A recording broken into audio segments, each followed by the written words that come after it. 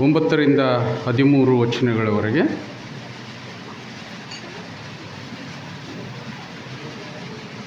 ಶ್ರೀ ಮಾರ್ಕನು ಬರೆದ ಸುವಾರ್ತೆ 1ನೇ ಅಧ್ಯಾಯ 9ರಿಂದ 13 ವಚನಗಳವರೆಗೆ.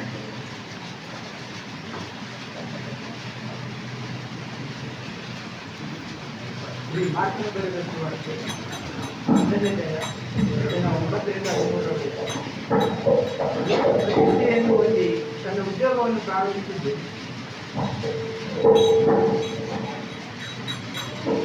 ಆ ದಿನಗಳಲ್ಲಿ ಯೇಸು ಗಲಿಲಾಯಕ್ಕೆ ಸೇರಿದ ನಜರೇತ್ ಎಂಬ ಊರಿನಿಂದ ಬಂದು ಯೋರ್ದನ್ ಹೊಳೆಯಲ್ಲಿ ಯೆಹೋವನಿಂದ ಸ್ನಾನ ಮಾಡಿಕೊಂಡನು.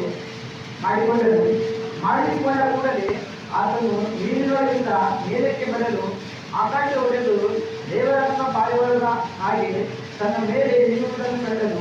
ಆಗ, ನೀನು ಪ್ರಿಯನಾಗಿರುವ ನನ್ನ ಮಗನು, ನಿನ್ನನ್ನು ನಾನು ಮೆಚ್ಚಿದ್ದೇನೆ ಎಂದು ಆಕಾಶವಾಣಿ ಆಯಿತು. ಕೂಡಲೇ ಯೇಸು ದೇವರಾತ್ಮ ಪ್ರೇರಿತನಾಗಿ ಅಡವಿಗೆ ಹೋದನು. ಆತನು 40 ದಿವಸ ಅಡವಿಯಲ್ಲಿ ಮೃಗಗಳೊಂದಿಗಿದ್ದು ಸೈತಾನನಿಂದ ಶೋಧಿಸಲ್ಪಡುವವನಾದನು ಮತ್ತು ದೇವದೂತರು ಆತನಿಗೆ ಉಪಚಾರ ಮಾಡಿದರು.